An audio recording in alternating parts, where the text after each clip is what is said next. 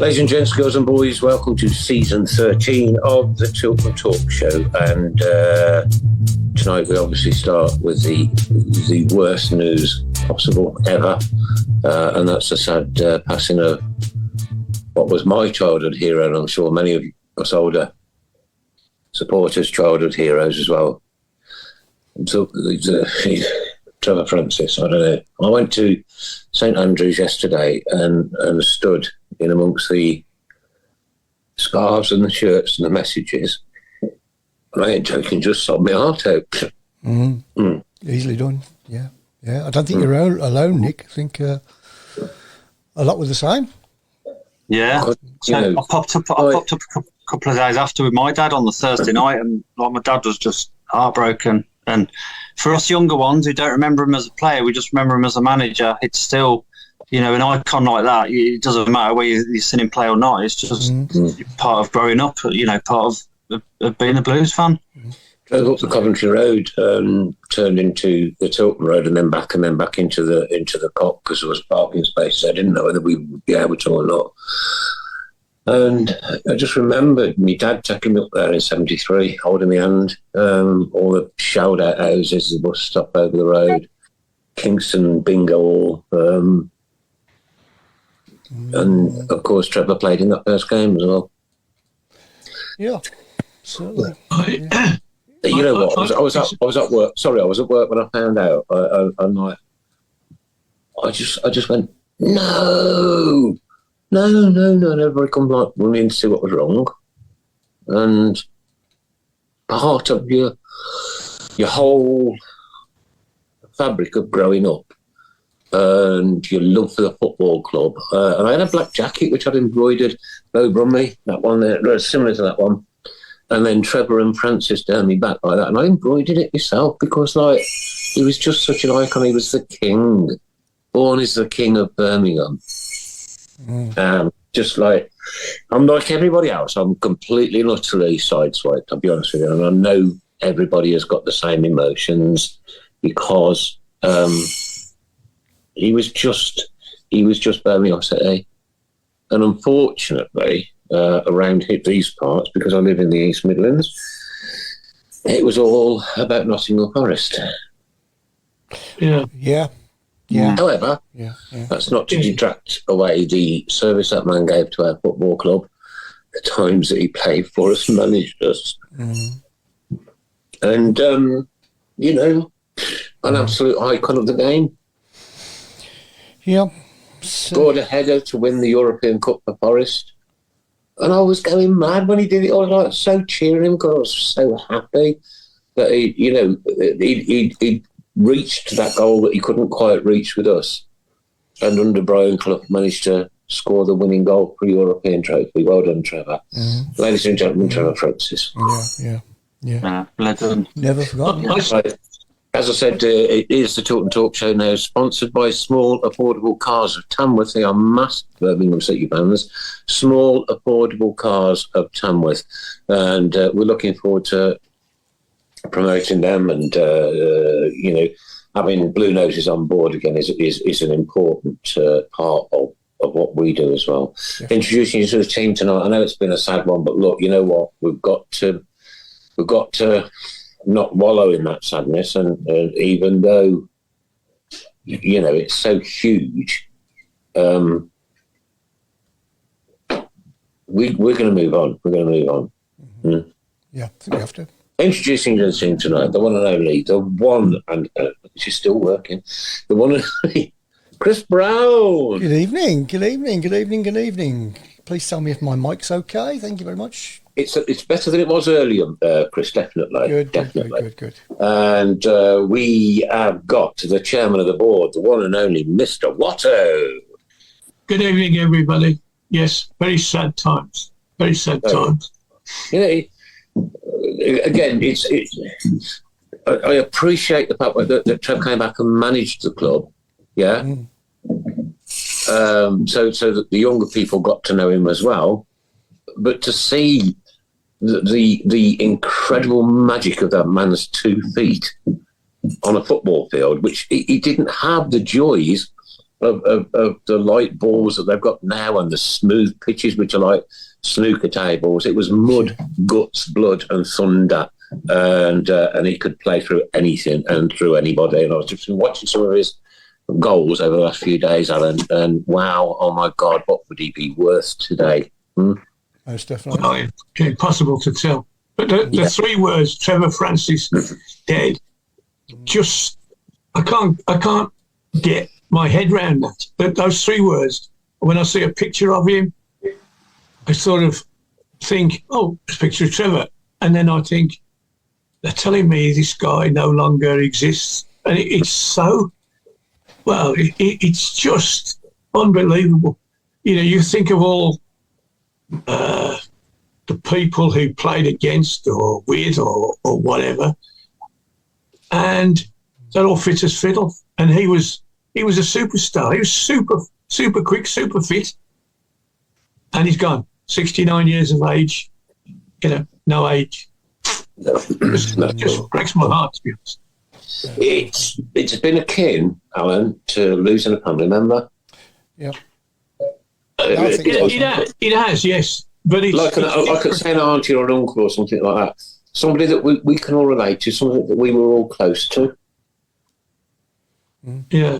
I mean, anyway, we've got to... Go on, sorry. I was going to say, my written weekly, I'm going to dedicate it solely to Trevor, and I'm going to try to tell some of the stories that, you know, don't get repeated, like when he drew 7,500 people to a reserve game when he came back after injury and things like that. Yeah, I was there. Tuesday night.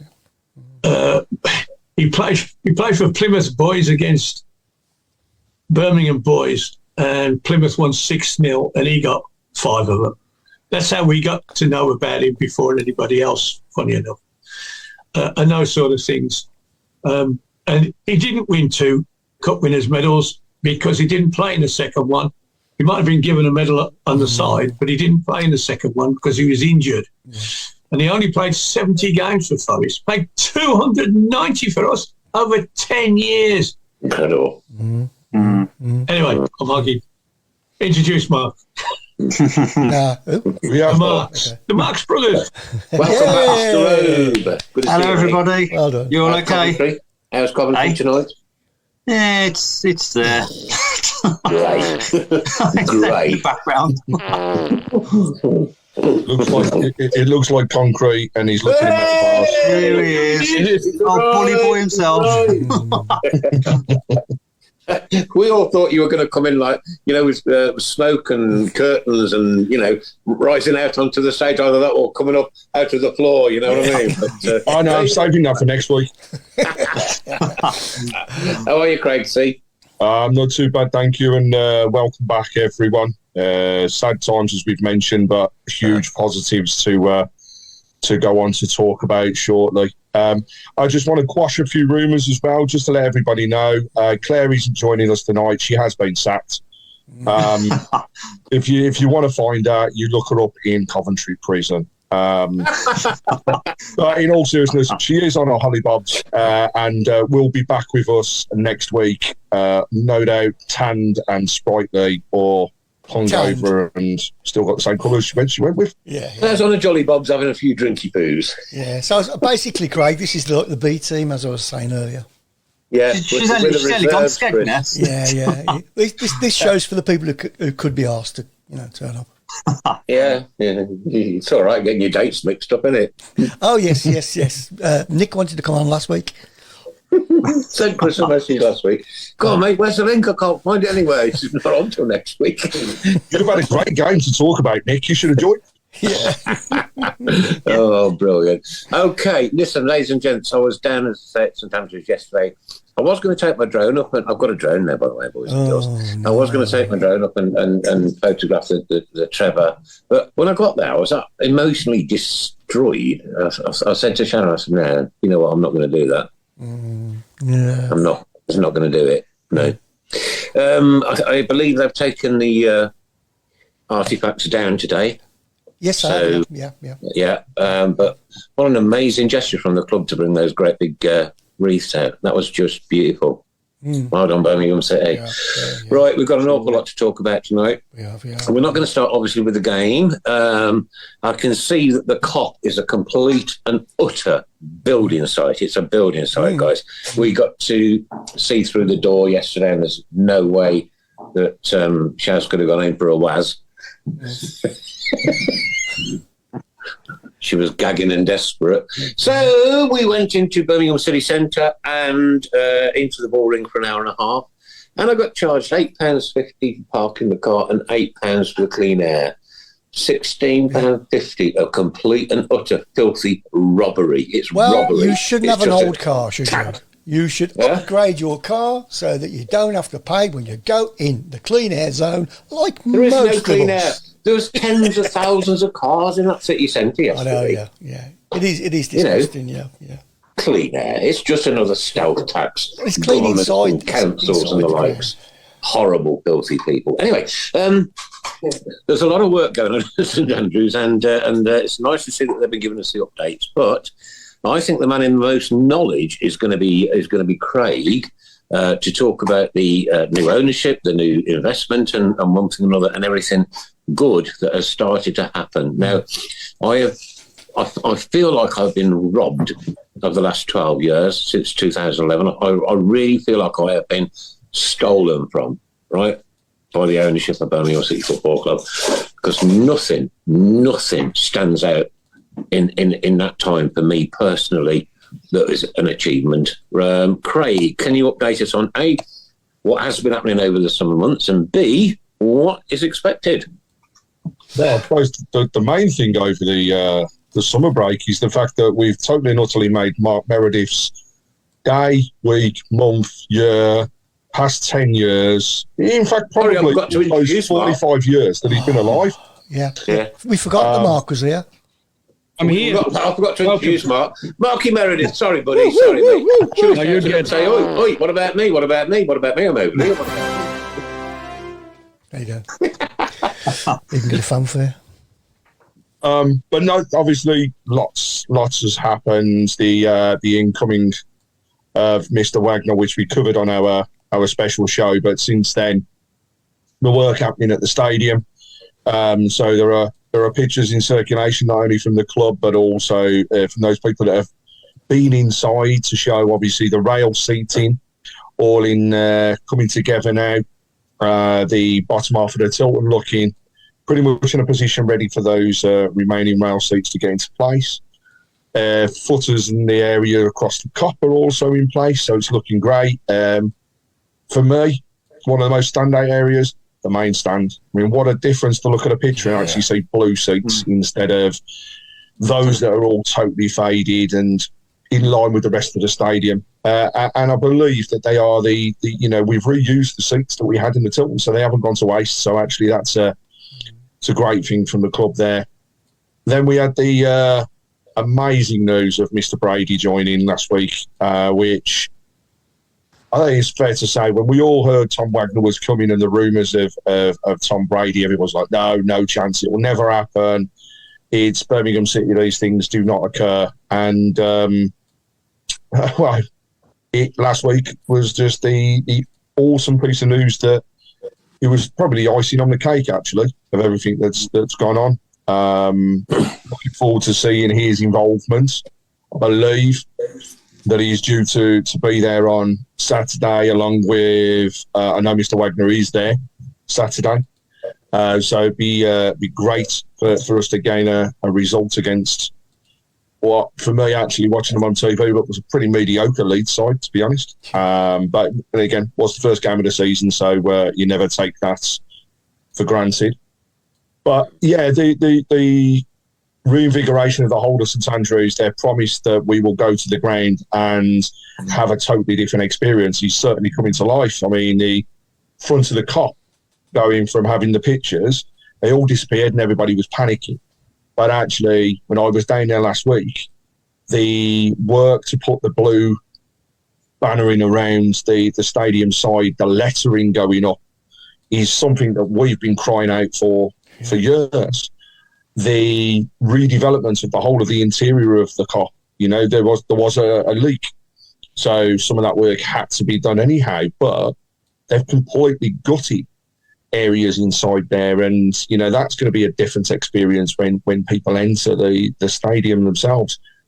And not just that, but already the messages that we're getting, you know, we had that big video with Tom Wagner when he took over. We've then had Gary's message himself last week, which it's just positive upon positive upon positive. And, you know, we've got to be honest with ourselves. We can't get too excited. Yes, things are progressing. Things are going on the positive side for the club. But let's not get, you know, beyond ourselves. When I don't think we'll go and run away with a league. I think we will, in all honesty... Hope you're wrong. Mid-table. I hope I'm wrong. But I think we'll finish mid-table. But for me, mid-table is a positive. It's a development. And this is, as they've said, a journey, a big journey that everybody's got to go on. We need the fans to return in their droves. Yeah. Saturday, we'll see a sellout in the available seats at St Andrews, which is brilliant. Something we haven't seen or heard of for a long time. When those bottom tiers are open, I'm sure we'll get more people through the doors. Yeah, Craig, season ticket holders Craig, before we go into games. Craig, how quickly do you think the investors will want a return on their investment?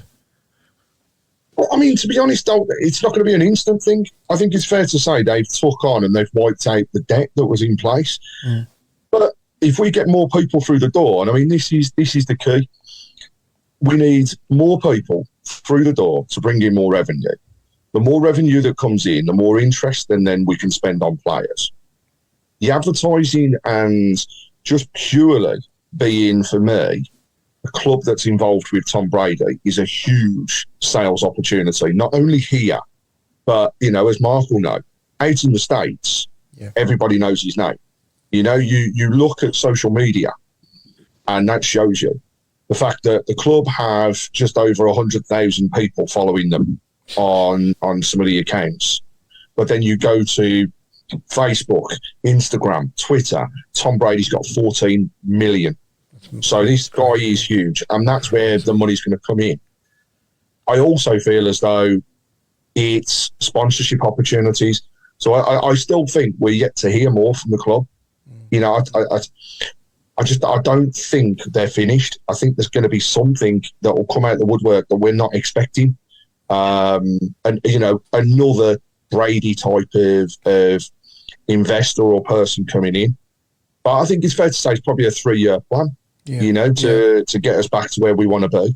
If we can do it inside that, happy days. Yeah. You know, I'll be honest, I don't want to do it inside that period of time. And the reason is I don't want to give the Chinese ownership that were at the club any more money than what they've had because they never gave us anything. Yeah. So in return... They did. They gave us heartache. They gave us pain. They gave us sorrows. Yeah. So Craig, what's the standing now for people who don't know or even understand regarding the directorship of Birmingham City? So Tom Wagner is now our head honcho. He has brought in Gary Cook as our CEO, and we obviously have seen Tom Brady coming in as a director looking at like the nutrition side of things, but also for me the best part ever, how we make sure we maintain fitness in our players and making sure that after injuries they can get back into the things. I mean, for those people that watched him play at his age, he has the body of probably a player that was, Mark, 10 years younger than where he was, and he still stood out. Yeah. Was he 45 when he was playing? Something ridiculous. 45 when he finished his season. That's crazy. And they reckon he was the equivalent of a 35-year-old in most sports because of the way he looked after himself. And ultimately, his regimes and what he followed. And, you know, if there's one thing he can bring to the club, it's just that. Do you think he emulated me? Well, Nick, I can't get over the fact you're 101 this year, so you're doing really, really well. Looks good. Yeah. Can't get over the fact that what? 101, mate, 101. You know, you've only got 4 years to catch up to Auntie Linda. So 7 to catch up with Chris. 23 to catch up with you. 47 to catch up with Watto. But I think overall, when you talk about my love child, investments in the club, which Mark? Yeah, which Mark? Well, definitely not you, mate. It's not me. It's not me. I'm telling you. But cheers, overall, mate. I think we'll start seeing returns in the club pretty quickly in terms of that additional revenue coming through the door with just the footfall alone. And if they do continue to work on that fan experience, and we even get a small percentage of what you get when you're out in the States, then it's just going to be huge. And the main areas I think they will target will be the youngsters. The likes of myself, Mark, Watto, we're already there. We've already committed. We're already signed into it. You know what I mean? We're there for life. It doesn't matter. Whereas those people we lost during COVID and that additional support there has not come back or even not come at all because of what's happened. Not just COVID, though, Kurt. It was the poor managing and running of the club. And I'm not talking about on field. I'm not talking about on field. I'm talking about off field. Yeah. It was a disgraceful way in which our club was managed. I mean, let's not forget the one thing though, and this one thing I won't take away from it all is yes, we've got new owners, and they didn't treat the club with the best of their heart. However, they also kept us going. So, as much as everybody has said good riddance, goodbye. And today, that finally has happened because Birmingham International or Birmingham Sports Holdings Limited doesn't exist anymore. It has now gone off the stock exchange. Yeah, I saw that. So, we still owe them a little bit for keeping us around and going as a club. But moving forwards, we've got some great people that are going to take us an awful long way. And I can't wait to go on this journey now. I just want that. I want the fans to stick with them. And as Gary Cook said last week, it's a journey. This is a marathon. This isn't a sprint. So therefore, we're going to have good times. We're going to have bad. And we may start off with more bad than good. But we've got to settle. We've got to get stable. And then we move on. Well, I can't wait. Like I say, I can't wait for Saturday because I'm like a little kid at Christmas again. I can't. I'm buzzing already. Buzzing. My season ticket came today. Can I just say, they look so classy, the boxes of them. Oh, they're superb. Yeah. I've got mine here, actually. There you go. Yeah. 28 years for me, this one. Oh, thanks for the number, Mark. I've just took a picture so I can now get into the stadium. As well. No, but seriously, yeah, it's just little things like that. It's just touches of class along the way. And, I just cannot wait. I feel sorry for those who would perhaps like to go but can't afford it maybe, or have got other commitments.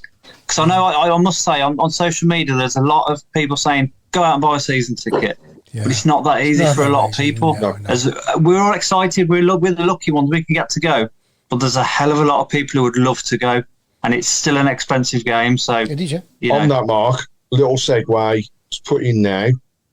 We have joined forces with our friends at the Birmingham City Australian Supporters Group.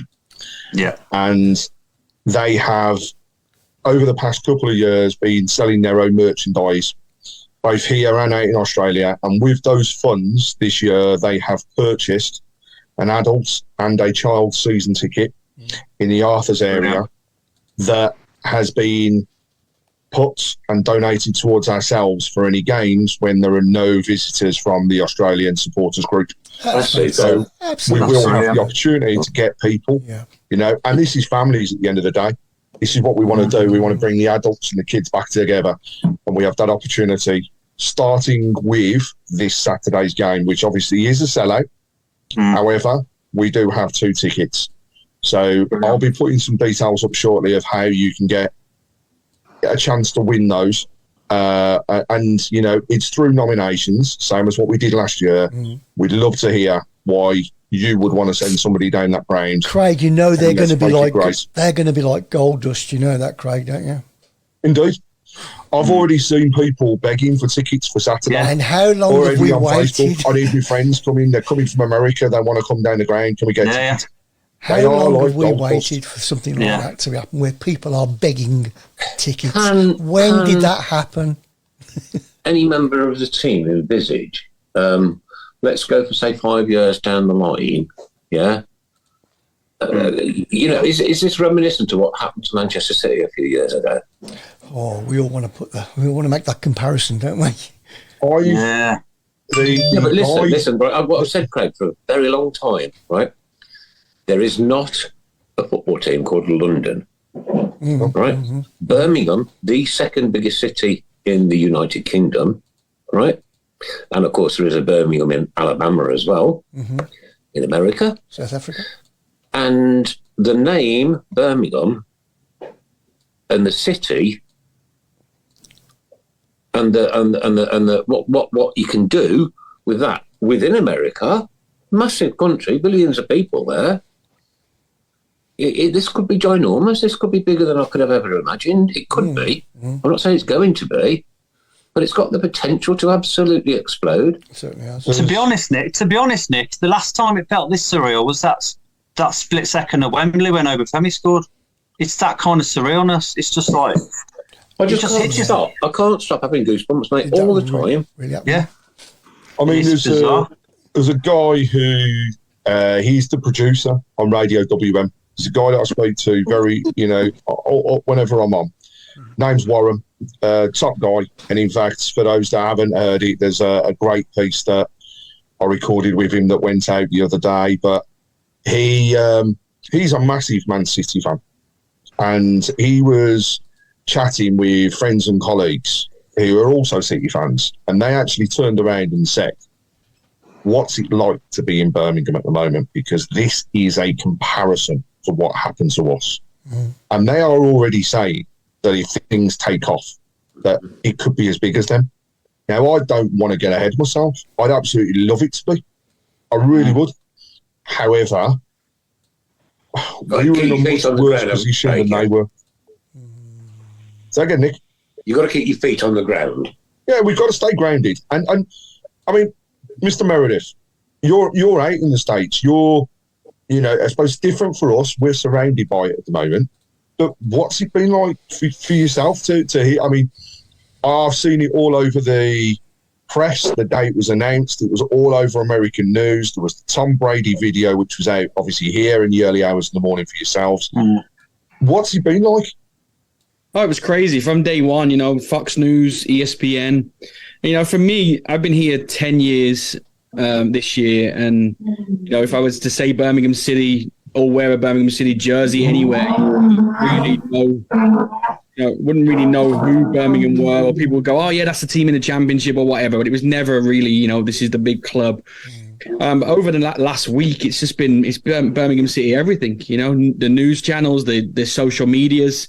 And the crazy thing is, like, my son now can wear his Birmingham kit to school and people will start recognizing, oh, wow. I think, it happened to Wrexham a little bit, obviously, when Reynolds and them took over and they bought, the TV shows and stuff out. But, as you guys probably know, and I certainly know here, Tom Brady's one of the biggest sports guys ever and will always be, NFL Hall of Famer, obviously.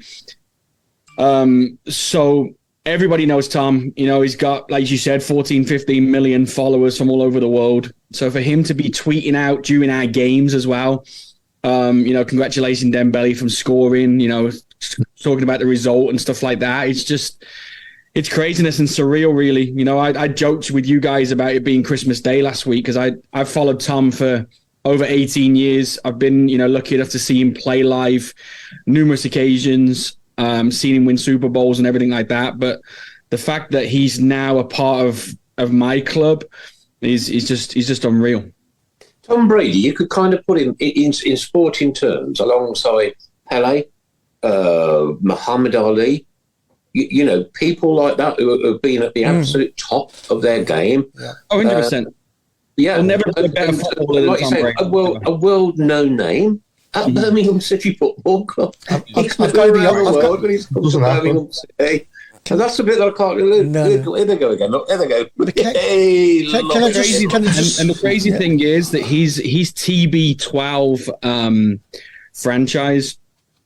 He's massive in the nutritional sports science world. He's got books, he's got, clothing ranges and everything like that. And he's at the top of his game, not just as an athlete, but actually as a trainer in the sports science. And so I'm more excited about that. The fact that he can feed that information into our sports science team for the players and stuff is just unreal. So, yeah, there's a lot to come from him, I think. And I think just the PA side of it, and the marketing side of it is massive, but, even his knowledge and everything like that. And he was honest on his video. He says he's got so much to learn about the English football. Yeah. But he actually said it right. That's the best part. Yeah. I was sold on him as soon as he said football. Mm-hmm. Yeah. As you can see from my T-shirt, Tom likes winning, it says. We love Tom. So hopefully he'll continue to win and bring some success to us. That was actually what I said both on WM and also on the interview with ITV, was he has that never say die attitude, and actually that epitomises Birmingham City. When I think about sort of the players that have been at the club that had that sort of attitude, so you start off thinking about the likes of Mark Ward, who would never give up, never wanted to lose. Robbie Savage being the same, and we've been crying out for a long time to have somebody that's not necessarily on the pitch, but a focal point that has that same attitude. And that to me, it's just, I can just see it now, giving a speech to the youngsters, and he's not necessarily going to go and preach to the first team or even to the 21s, but just those youngsters. Imagine it, the first time they get to meet him at the training ground. Oh my God. They'll never ever forget it. It's going to be huge just from that factor. And I really, really can't wait. And I will say there's similar sorts of messages on the message board at the moment. It's gone a bit mental, but I have been keeping tabs on certain things. There's a certain Claire Gibling that has sent a message from herself in Benidorm to say, don't worry, she's locked up, she's all nice and safe, and I hope we have a great show. Claire's is skeggy, really. Come on. She can't be sober. That was brutal. There's, people saying about trying to get tickets and they can't get them. We've got Paul McCarthy, mentioned it already, but obviously BSHL have changed the name. So actually they no longer hold Birmingham in their rights, in their contacts at all. However, they are still 51% shareholders. So let's not forget that. We've had questions around Tom Brady has been named, obviously, as a minority investor, but does anybody know what his actual involvement will be? And hopefully we've just covered off those areas. He's going to have multiple, I think, involvements. I'm hoping he's going to be a financer. And then obviously the other thing is the fact, it's worth noting that, as Kevin Kelly said, can you imagine if we managed to get the NFL superstar GOAT into a coaching role with his skills and methods that are evident from the NFL? What could he bring to the club? And it's, again, that's what we're talking about. I mean, can there be a crossover like that? Mark, you're probably the best to answer for that. I think you'll find it tough to go in there and try and coach, obviously, our football. But I think from how well respected he is, and I'm sure he's respected by just the players as much as he's respected by us as fans.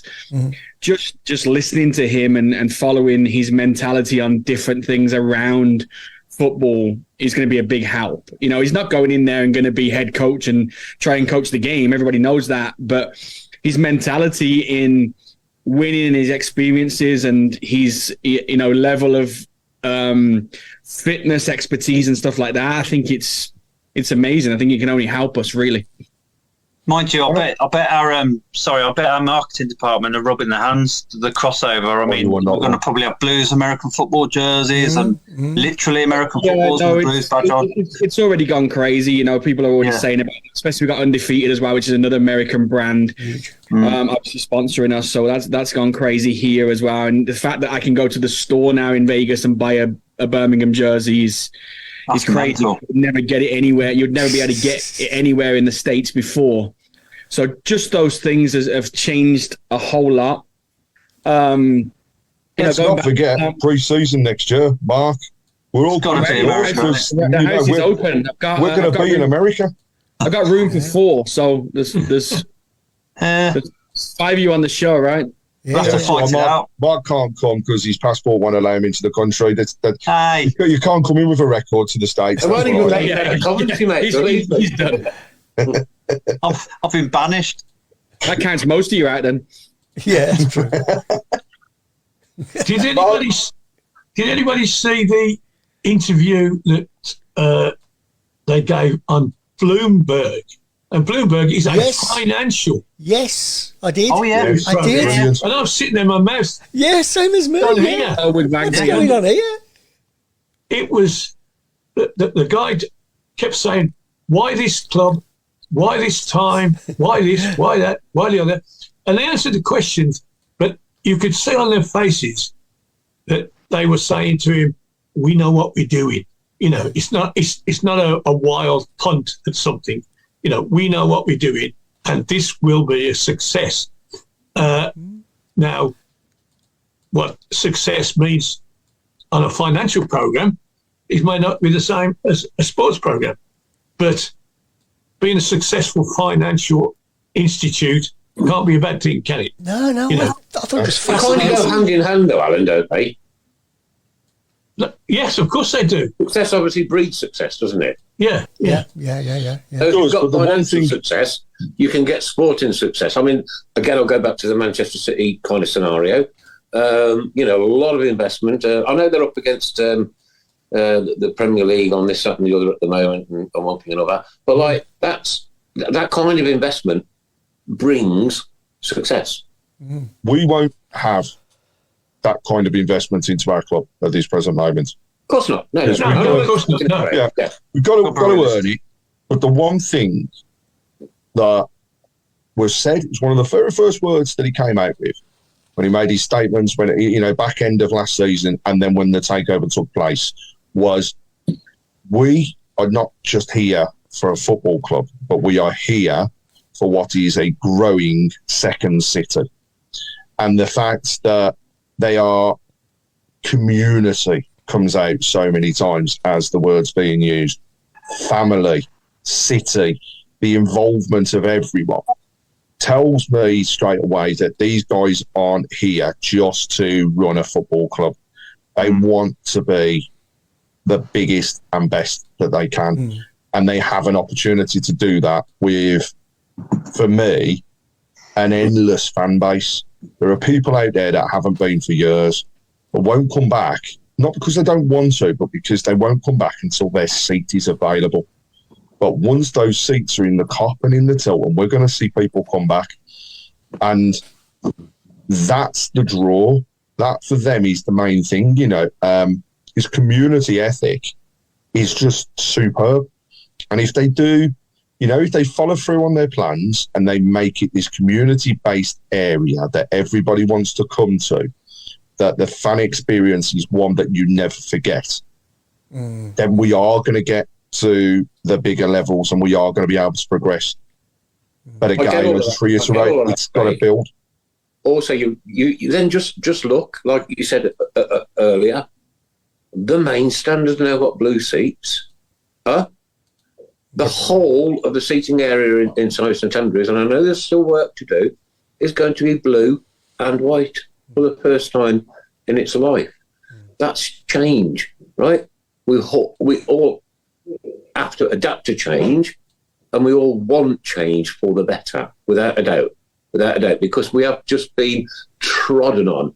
And I am so glad that this Wagner guys, and they're not Chinese barbers, right, who have come in with laundered money.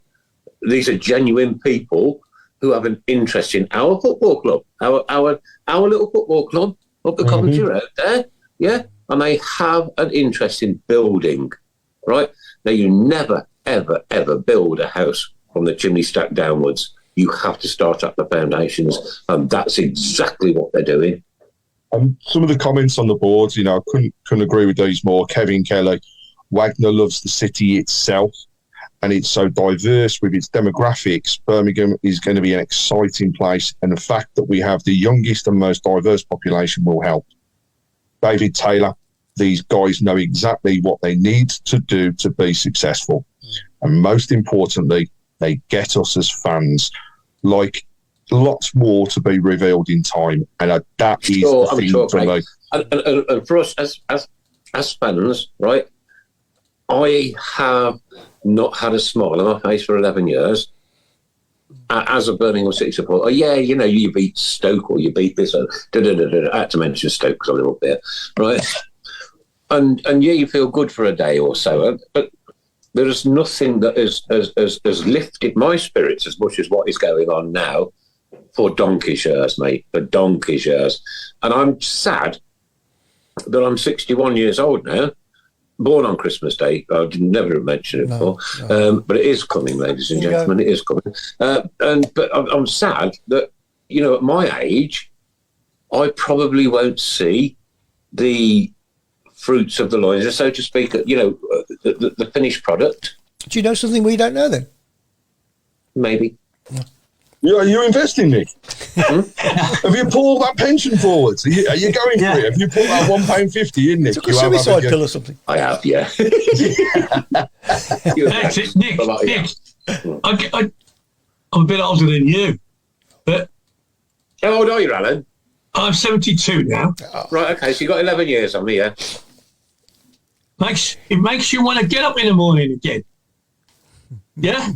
Makes you want to live longer. I know, I do know. But what I'm saying is, but for people like us who have been going since the 60s and the 70s, are not going to see the best of the good times for our football club, which I'm sure are just around the corner. Probably not, but don't you feel like I do, that I want to stick around as long as I can to see as much of this as I can? Mate, I'm telling you now, I got to St Andrews on Sunday, right? And yeah, the letters are all missing off the front and the flags are all ripped and this, that and the other. But I still have that lump in my heart and I still have that tear in my eye. The fact that I remember the day that my dad took me, up that Coventry Road. I'll never forget that day. I can remember it so vividly. And that altered my whole life. My whole life was altered on that one day. Haven't we both of us lived in this sort of dour state for 10 years now? Well, we all have. 11, 12, yeah. And thinking it will never change, but it has. We used to laugh at the scumbags up the road. When they were in Division 3, if you remember. Yeah? Yeah.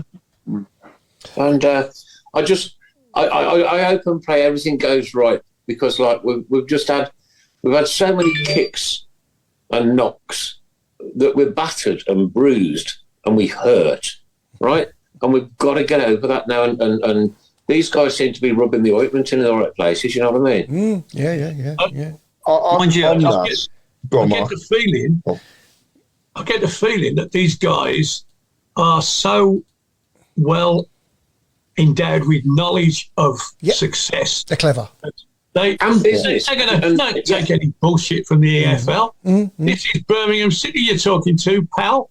And yes, we'll stick to the rules, but you don't start laying things on us that we don't deserve, and we'll make sure that we never give you an excuse to lay anything on us. They're bigger than that. They ooze quality and success. You only got to listen. That interview on Bloomberg blew my head away. This smart, clever financial bloke asking questions, and he was put down. We know what we're doing. We're going to be successful. If you want to join the ride, you're welcome. Yeah, Mark Adams. And you're thinking, do you want to come in, convince me. I was just going to touch upon the absolute outpouring of jealousy and bitterness from fans all over the place. It's been so sweet seeing their reactions. Yeah, it's just you just have to chuckle because it's just pure jealousy. That's all. There's the only way to describe it. It's also daft, though, Mark. They should be on the journey with us. Everybody wants the second city to be up there. Well, when you think about it, Craig, Mark, we've been trodden on by all these people for donkey's years. Birmingham City. Of course, now we've always been the joke club. There's a turnaround. Yeah. And the turnaround is that these people who have laughed at us for such a long time are now sitting up and thinking, "Jeez, what's going on here?" Huh? That's it. You know what? As well, I think like for me, I'm not obviously there in Birmingham, and I don't get to see the game. I watch the games on TV, but I don't get to see them at the stadium and stuff. But I think even going into Saturday, and we'll come on to Saturday's game in a little bit, I'm sure. But even going into that game away at Swansea, I think last year you probably look. Even though I know we won there last year, but you look at it in doom and gloom that you're going to an away game start of the season. In the whole game on Saturday, I didn't think we were going to lose the game. Like I thought the players had the same buzz as we did. We got some good new signings. We got, you look at them and you go, the left back and the right back look solid, and Dembele looks great. The Japanese kid came on, and that's what he was incredible. Wasn't he? It was exciting. He's unreal. It's just exciting again. Exciting times just to sit and watch the games. Like I'm excited to watch tomorrow's game, even though it's a cup game away at Cheltenham. Ready for it. Yeah. Why not go for a little cup run? Seriously. That was good. Exactly. That's a good segue into the game, I suppose. Craig, what are people's thoughts on the game Saturday? I'll start off by saying I didn't see the game because my sister was getting married, but I've caught the highlights, and obviously I did get a chance to see the goal, and ultimately for me, which was a small mistake that led to the equaliser, but they took it well, though, Craig. They did, and the one thing is, it's the start of the season. There's not one team that, for me, actually looks outstanding. Across all of them that I've seen the games of over the weekend. But it is the first time that anybody's kicked a ball in anger, so it doesn't really kick in just yet. It takes a good 10 games to get going, doesn't it? Hard to take away, though, the fact that, we did start 8 players that we didn't have last season in our team. So just unreal. That's some going. Birmingham City support, has it? We've had a proper clean out, right? And we bought quality. Look at Dembele. Yeah, I know. My goodness me! I looked at him and I thought, woo! Yeah, almost as fit as me, mate. I think the nice thing as well was, and we've had this conversation in the past on the show, is that all of these players now are our own players. We're not dealing with loan players anymore and worried about the fact that they're going to go back to their parent clubs. Yeah, massive. And let's not forget. I think we will have loan players coming in, and we've got 5 players that we can have in our squad at any time that can be on loan. And as a club, we haven't got this bottomless pit of money. We're still up against financial fair play rules that we have to stick to. So yes, we've got some big hitters off the wages.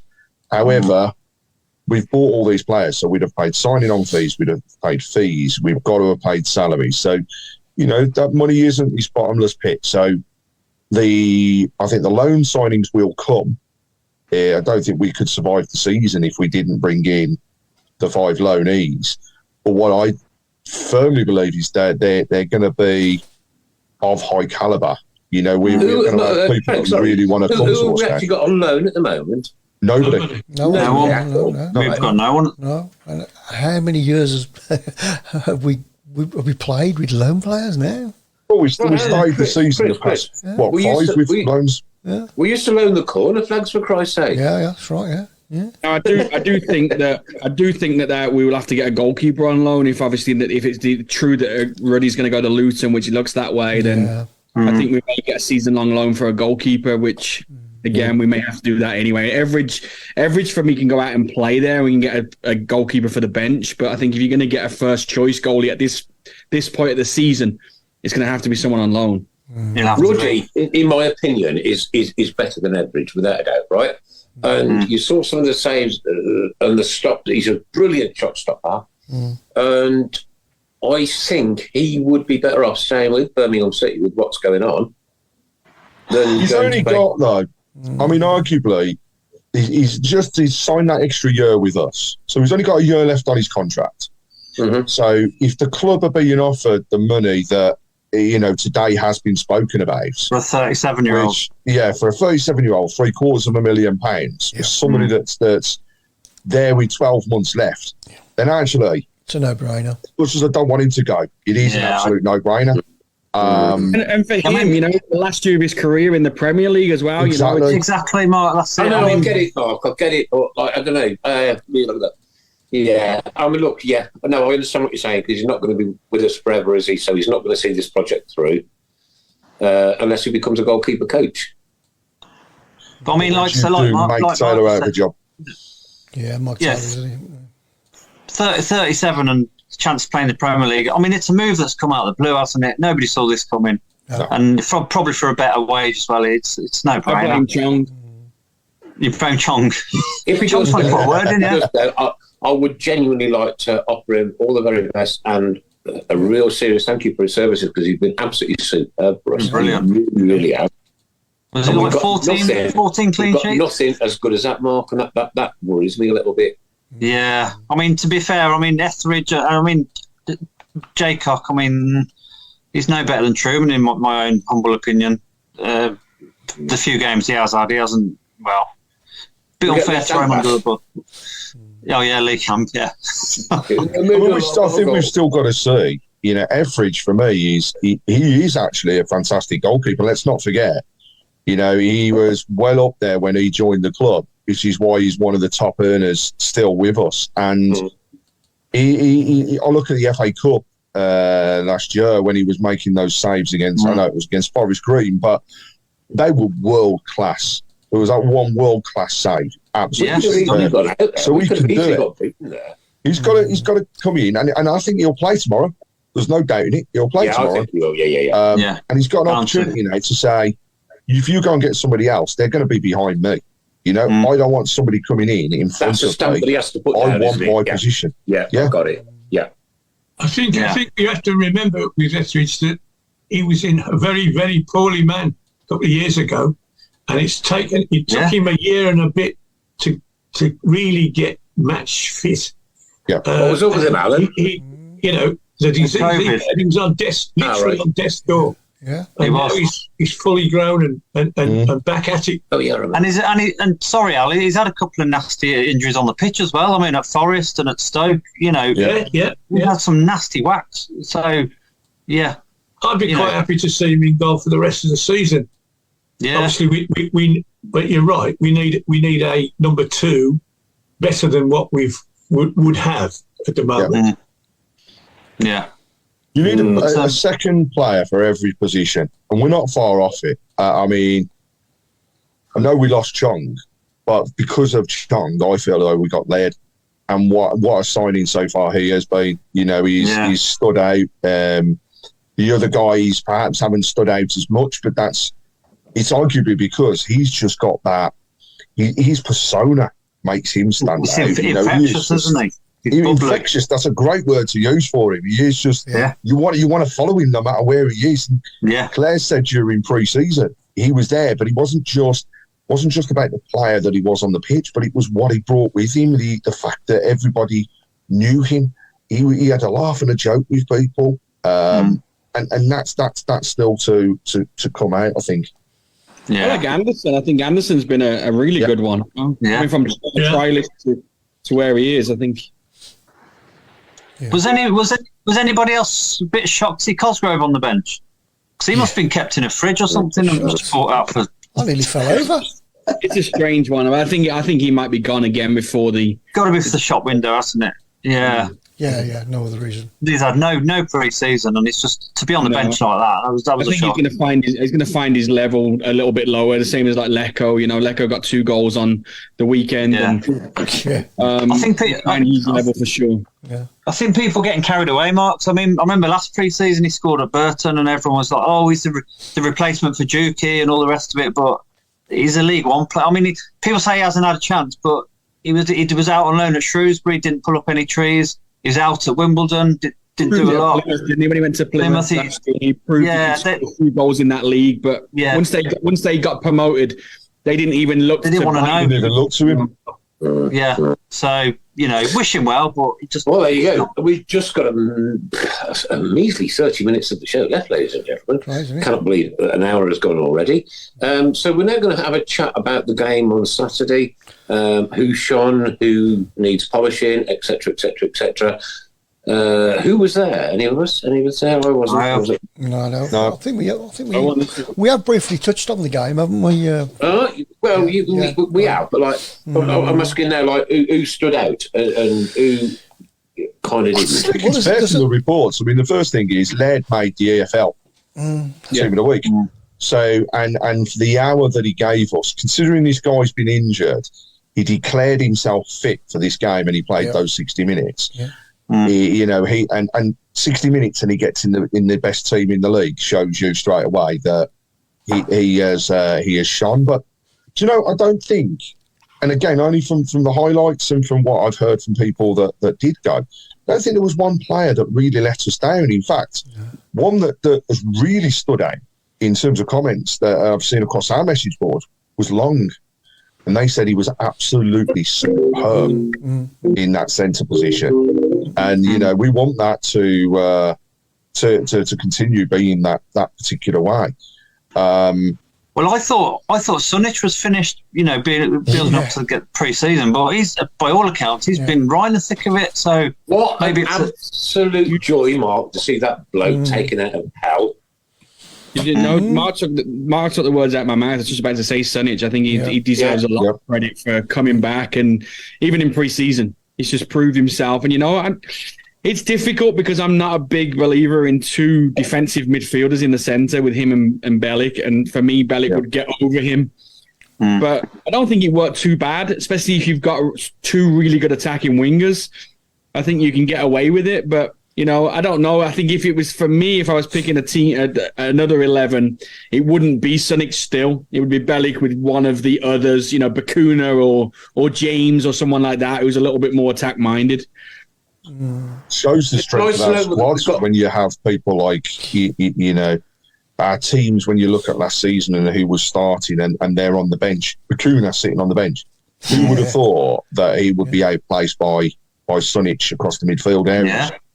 You couldn't see it, but it shows that they must be doing something for the manager to pick them, and perhaps Bakuna's not as fit as the others. Let's not forget he was away.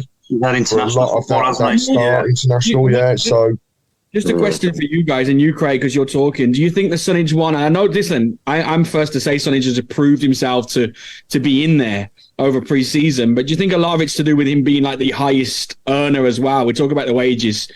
If he's paying crazy amounts of money for him, and they've already said that if he gets an offer for him in this window, he'd probably still leave. Yep. You think that the highest, being an highest earner, pushes him a little bit to the front as well, just because of the situation we're in? I think it puts him in the shop window, definitely. The same for me is, out of all the goalkeepers, I actually thought Etheridge would go. For that very same reason. Yes, he's in the shop window. I don't think actually we could say any of our players that were in last year's squad are not in the window now. We've probably even listened to offers for Djukovic if they came along, much as I don't want that to happen. Yeah. Everything's sellable, Craig. Everything's sellable. Exactly. Everybody's got a price, and we are still balancing the books. We are. But, even I've got a price, mate. It's about £3.17. No, it's just gone down in value. All right. I'm not on the stock market. The market's changing all the time. This is. Sunich, if he could be the player that when we signed him, the type of player that he was and the way he was, actually, he was arguably one of the best youngsters in Europe when we signed him. That's why we paid the money that we did. Yeah. And if we could get him back to as he was, and, people compared him at the time to Modric, that's how good he was standing out in Europe. So if we could get, 50-60% of that at the moment, then he is going to put himself out there to be gone. But also makes the club think, do we really want to get rid now? Do they do they just say, no, well, sorry, not going anywhere in the summer? Well, we'll see what happens in the winter if, depending on how things are going, because we all know what that window's like. Everything inflates in price. Yeah. So we just see how things are going. But he's earned his shot, and we've just got to stick by him now. And the fact is, the fans that turn up on Saturday into every home game back those boys in blue, no matter what. It's win, lose or draw. Exactly. Yeah. We're going to have good times. We're definitely going to have bad. But don't fall away back into the hill, because they need it, and we'll go on the journey with them. Yeah. Well, anybody confirm that we've still got poker pies at St Andrews and we're not going to have a Red Lobster or no, we still got. Yeah. We'll find out on Saturday. Popcorn and nachos now has been changed. Nachos, yeah. I was going to say, going back to the playing staff wise, I mean, we're still a bit light up front and we're still a bit light at the back with Roberts being out for another few weeks, aren't we? Yeah. Is Roberts injured? Yeah, is he? Another 3 weeks he's going to be out for. Okay. So we're down to our last two centre back. Which part? I mean, I tell you what we do. We'll have 2 international breaks now between them. But I think watching. I watched about an hour of the game for various reasons. But the back four, when I saw that on paper, I thought, that'll do me. Them's the right blokes to have in that back four. And the 2 fullbacks were outstanding. I like Buchanan a lot. Good left foot, proper left back. Not a left this and a left that, the other. And he's a proper left back who can play football. And the other guy, it did worry me. Having seen what happened at Peterborough the week before down that right-hand side, as soon as he went off, I'm thinking, we're going to have some troubles here. But fair play to young Oakley. He was caught out with the goal. I don't think that was his fault. But for the first 10 or 15 minutes he was on the field, he was up and down that line like a literally blue-ass fly. Wonderful. And he played some great balls in, and he really looked the part. And it was so unfortunate that he got him and Sunic got caught out by the loss of the possession right in the centre circle, and a great ball, left us for dead, really. But yes, I like that back four. The only problem is we haven't got the best of replacements, have we? No. Who's going to play left back if he gets injured? Who's going to play right back? Who's going to play centre half? Tomorrow night, we probably won't be able to do it now, but we would have probably changed all 4 of them tomorrow and had 4, but we haven't got them. We haven't got them. So they'll have to play again. But yeah, to me, the oppositions don't score, I'm happy. If we score more than 1 goal, I'm happy. But I'd like to see that nil against the opposition's name as often as possible. I mean, going back to the playing staff as well, Al, I mean, the one thing that shocked me, again, a couple of weeks ago, or last week, was Nico Gordon just going out into non-league.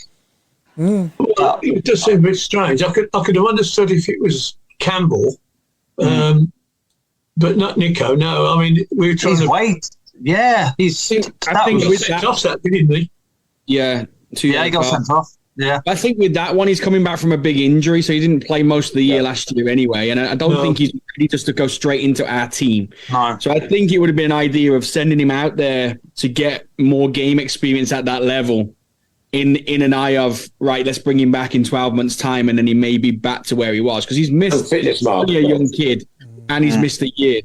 You know, I say obviously his fitness is not going to be there, is it? Yeah, no, and he's not going to be the replacement right now. There's no way. So I honestly thought he could do a job for League 1, League 2, but maybe, yeah. I don't know. Maybe he just wanted to He'll get a good opportunity in the Horse, though. He'll get a really good opportunity.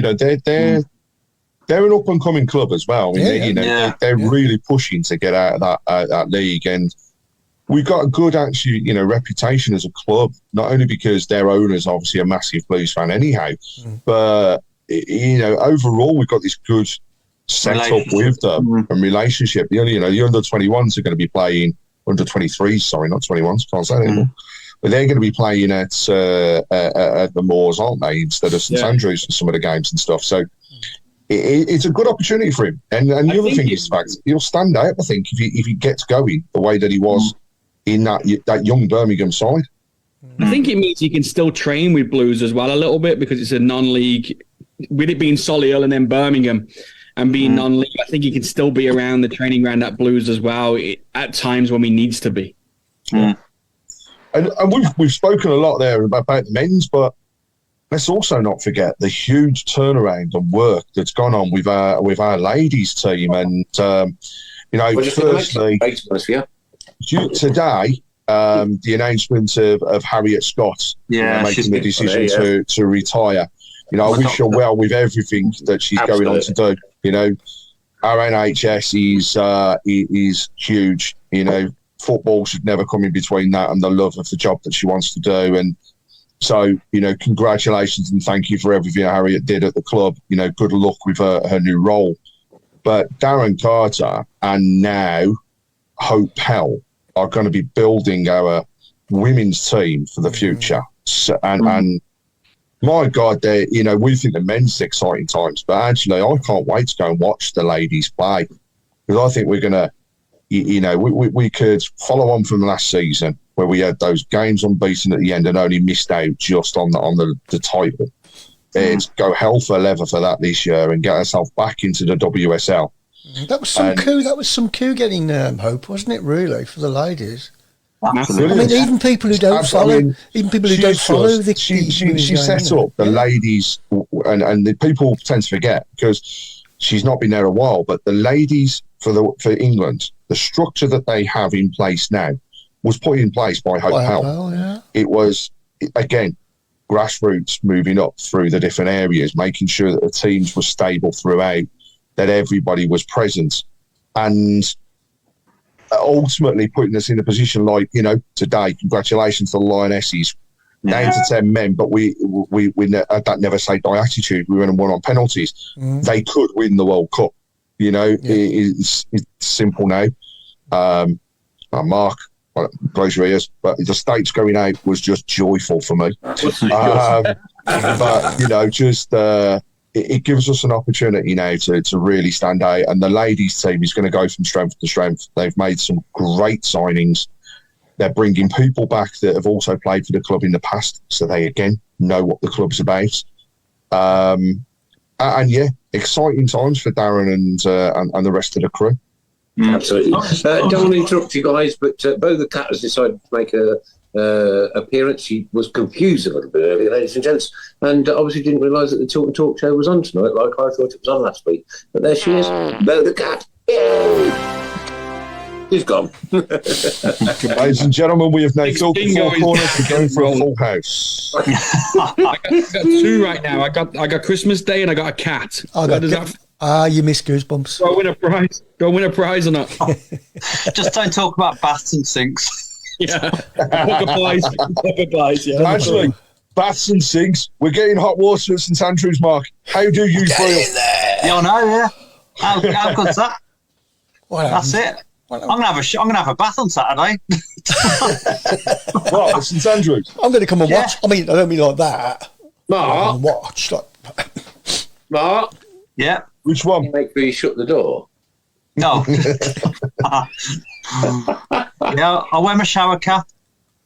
Don't worry. Oh my God. Jeez. Just before we go into the last 15, which we always know is going to be good fun, for those that follow our social streams, you will see that there's a lot of things posted that have been about the club, but also a lot of help and support for people and areas where we get to vent, but also having friends around and do different stuff. Well, one of our great listeners, followers, Lilypad, has continued with her poems. There's one that particularly at the moment resonates really well, which I'll read it out now, but if those that haven't seen it, I will post it as well on our socials after this. It's just called Blue Noses. And it's a home full of blue noses where our voices are heard. A place in a city where we all go to a church. Walk past the pubs as we go up to the gates. The fellowship of friends and the atmosphere is great. On Saturdays or weekdays, we never let up. We're all coming together to watch football at the club we love. Birmingham is our home. Blue is our blood. And Keep Right On is always sung in matches, now all around the world. So as each letter is wrote and each syllable is spoke, each heart beats a bit faster because our passion is fierce. And inside your feeling, the ground bounce. But this is a new era with Wagner & Co. This is Birmingham City, a home that is proud to finally be able to breathe a sigh of relief and stand together where our other noses or sit in our seats. So to end on a high, thanks for giving it a read. God bless all blue noses and KRO to the end. And I think that it's a wicked poem, and you know, I'd love the club to publish this, and you know, we do have people watching and listening. So please, if there's anything we can do to get that published in one of our programs, it would be absolutely amazing because it sums up how we're all feeling at the moment. Superb. Yeah. Okay, ladies and gents, if you know of anybody within our Birmingham City community that is struggling with anything, you can very, very easily get in touch with any of us. Completely and utterly confidentiality is absolute. And we will, without naming names, do anything we can for any of our supporters who needs help. That's a brilliant reason why we do this show. We went all through COVID. We have got nothing to talk about, but we talked about everything, right? But if you know of somebody that needs help, please, please, please just privately message any of us, right? And we have a group on Messenger, which is just us guys, right? And we will put it on there. Nothing will ever go any further than that message board or back to you or back to the person who is asking for help or somebody else, right? This is what a community is. This is what a family is. This is what a football club is, yeah? We all help each other. And times are very, very difficult at the moment, right? So please, please, please, please, if you know somebody that is really properly struggling, get in touch. I've mentioned the Australian supporters group, by the way, and I should say, and apologies for missing this earlier, but huge special mention to Dave Taylor, Joe Edwards and John Birch, who have worked with Grant Megan behind the scenes and done an awful lot to promote us down under. And hopefully some of these guys will get an opportunity to come over. I believe actually Grant is hoping to come over at Christmas. So, you know, if you're there and you're coming over, give us a shout. Yeah, we'll go for a beer. We'll make sure that we catch up. Come in the studio. And I should also say hi, Chris from Svenka Blues, who I had the privilege of meeting last week down at St Andrews, and what a top-notch guy he is. Svenka Blues. But believe me, we will not be drinking Foster's Lager. No. I'll tell you what, Craig, if they come into the studio, I'll get my nuts out. No. Okay, we are into the last 15 minutes, ladies and gentlemen, boys and girls. And because we have this massive change that's happened within our club over the last few months. Hang on, anything American and football, anything American and football. I'm going to start you off with Birmingham, Alabama. So, just before we go on, did anybody brief Nick on what we were actually... Your microphone's gone, mate. Can anybody hear me? Can anybody hear me? I can hear you now, and I know exactly what you're going to say, Chris. Did anybody brief Nick on what we was actually going to do for last 15? Yeah. See, he's got to join these pre-meetings that we have. Absolutely, your microphone's terrible, okay? Really? Okay. Yeah. I can hear myself, okay. 1 2 1 2 2 2. 1 2 1 2 1 2 2. That's better. There you go. Oh, okay. So nobody briefed Nick at all on the last 15? No, he's not joined us, and it's a sackable offence, that isn't it, Chris? Yeah.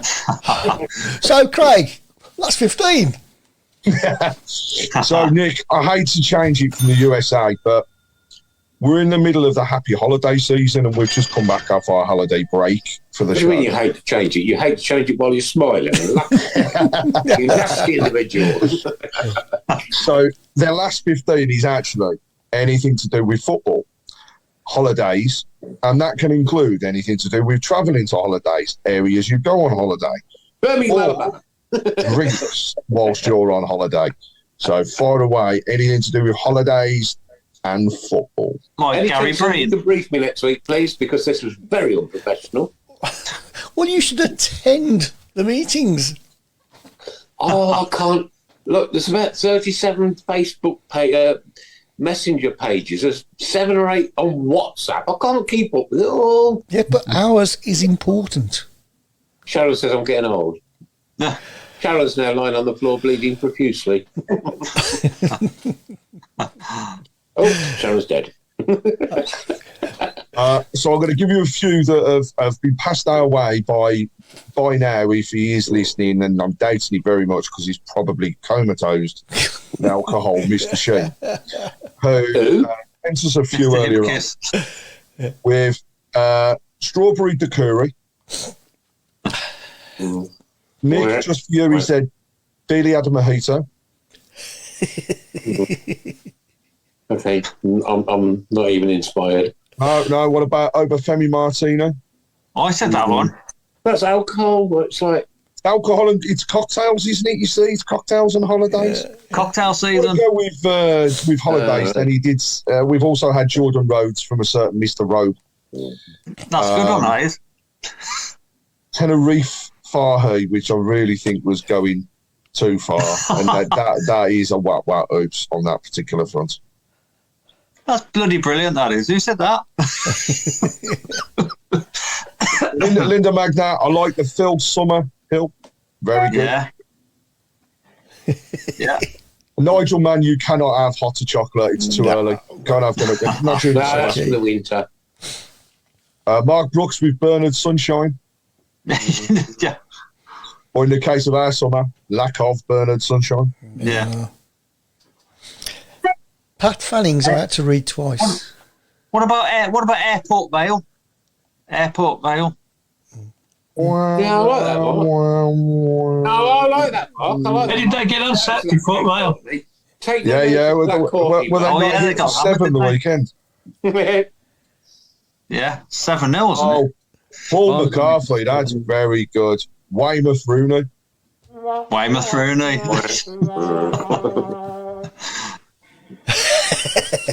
Delaney's bikini. Brett Stanley, Tim Windbreaker.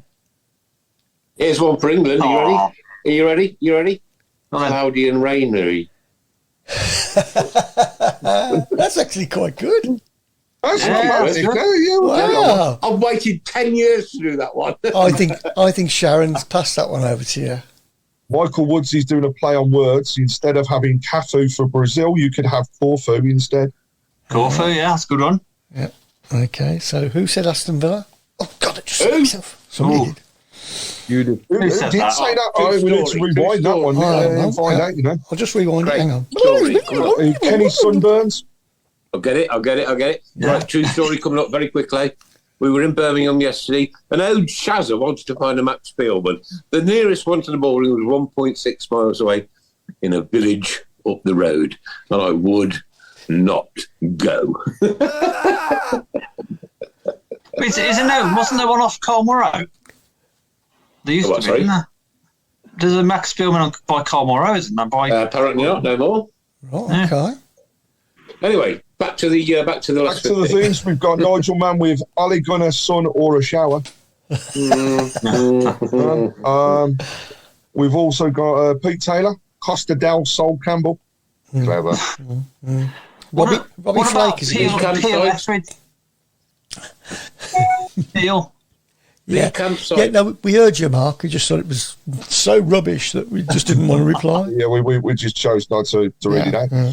Tim Faraday, good afternoon, welcome. Our actor friend. Actor. Yeah. And he has come up with knotted handicides. Okay. We've got Robbie Flake. I like the Robbie Flake one, yeah. Pete Taylor with Caravan Nisselroy.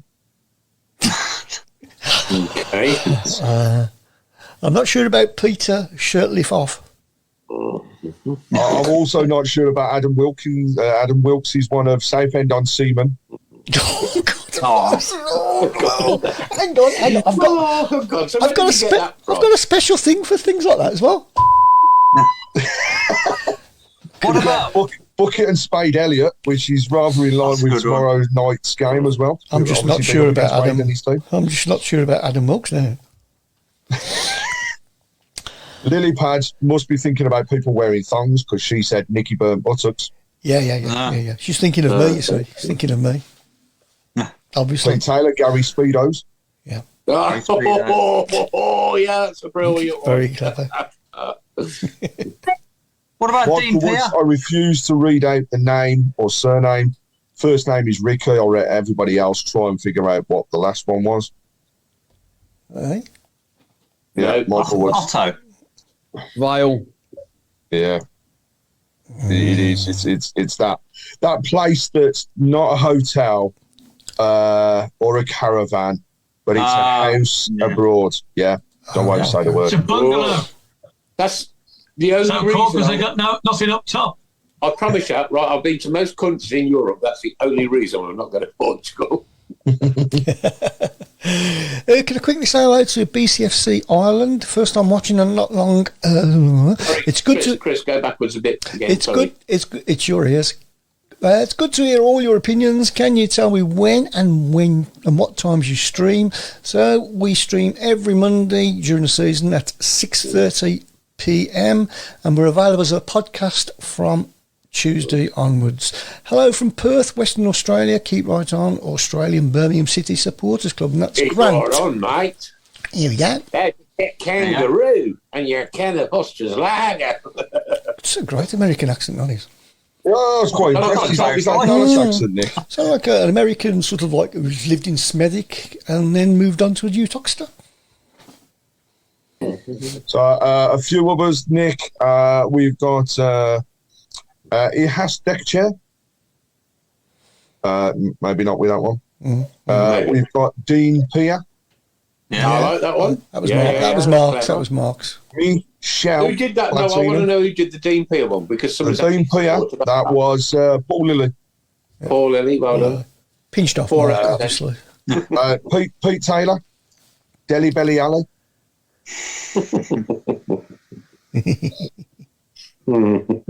Should we do predictions for tomorrow? Yes, I think we got 5 minutes left. 5 minutes, yes, why not? Can I say 2? I think we'll win 2-1 tomorrow and 2-1 on Saturday. Really? Well, I hope your wishes come true, Mark. I'll be honest with you, because that would be 2-2-1s. Yeah, that would be good. That would be good. Nick, what do you think? Yeah, right. Okay, we've got to win tomorrow night against Cheltenham. For goodness' sake, that's like a given. We've got to win tomorrow. So I'm going to go 3-0 tomorrow, and then 2-0 Saturday. Okay, Mark in Texas.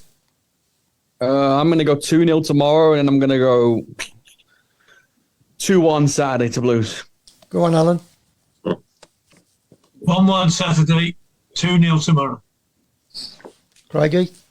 I'm going to go for just a sole 1-0 tomorrow, and I think it'll be 2-1 on Saturday. And I've got to say, when it comes to Saturday, by the way, I am so looking forward to getting back into the ground. And now that Nick's disappeared, I can say it even more. The street food is back, and I am looking forward to my Garrison coffee because they are going to have the Wagner blend, which I've already bought some of it, and it's gorgeous, so I can't wait to have some more of that. So looking forward to catching up with people again on Saturday. Yeah. I'll go for a couple of 2-1s. Yeah, same as me. Yeah, there's quite a few people actually put 2-1, 2-1. Just briefly going back and without trying to put a dampener on things, what will the owners regard as a failure this season, apart from relegation? What are they? What do we think they're looking for this season?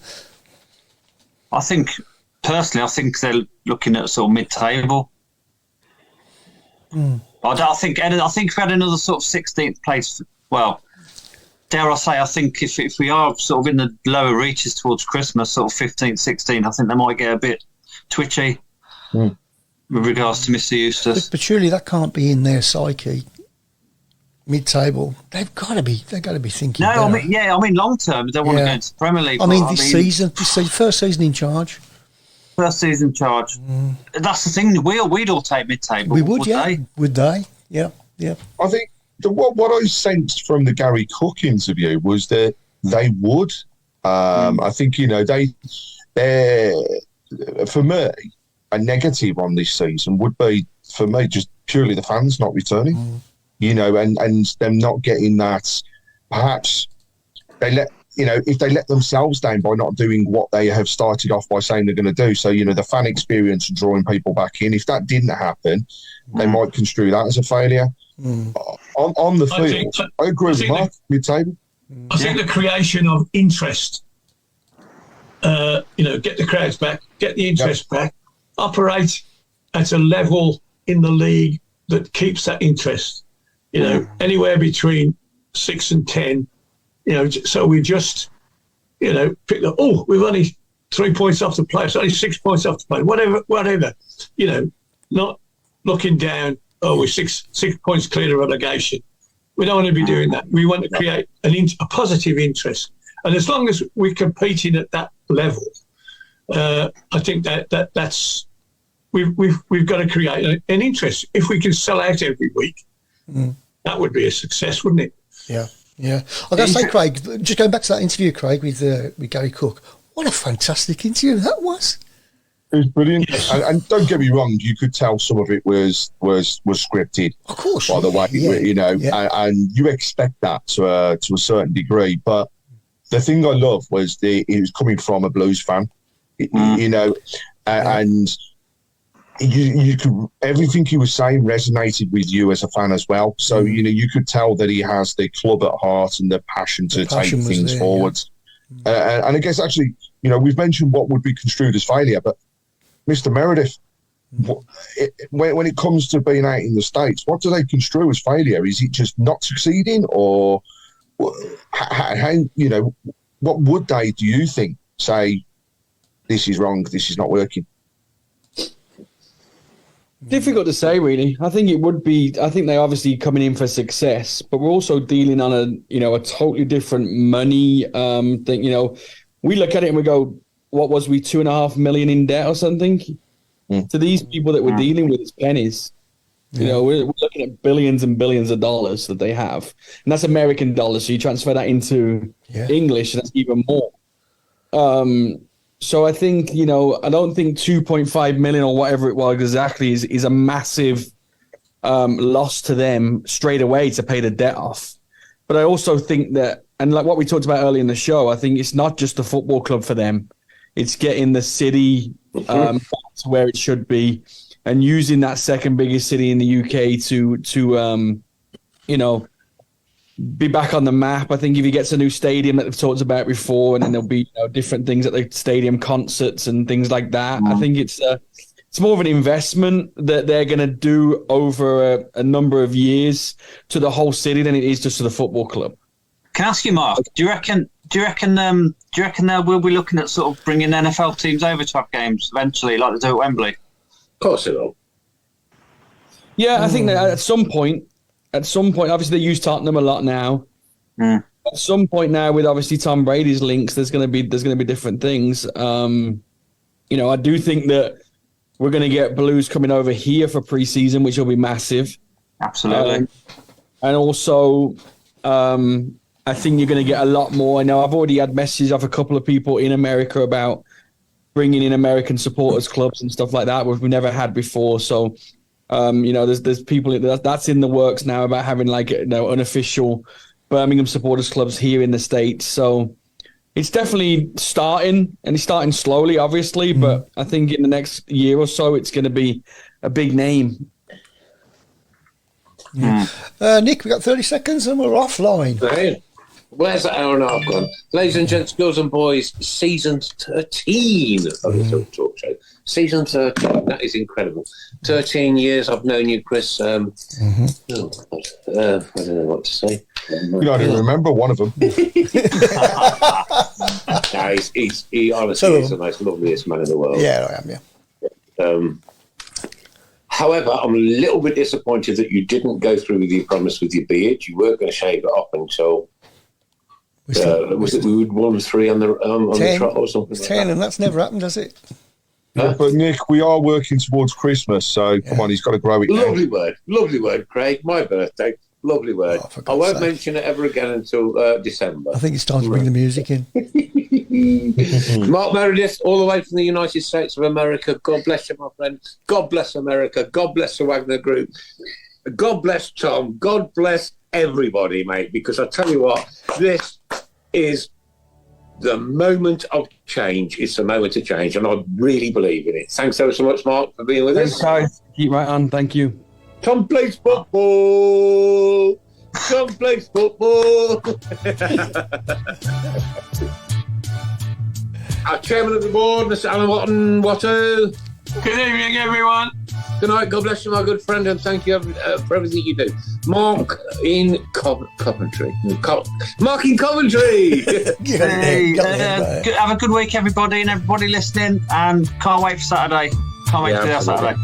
And of course, one of the names Picture Craig Courtney. Good night, everyone. We've had loads of messages on the board. We will go back and review them. Thank you, everybody, for joining in. And here's to a great game on Saturday. Keep right on, everyone. Thanks for everything you do for us as well, Craig. From myself, good night, God bless, take care, and the one and only Mr. Chris Brown. Well, good evening and goodbye.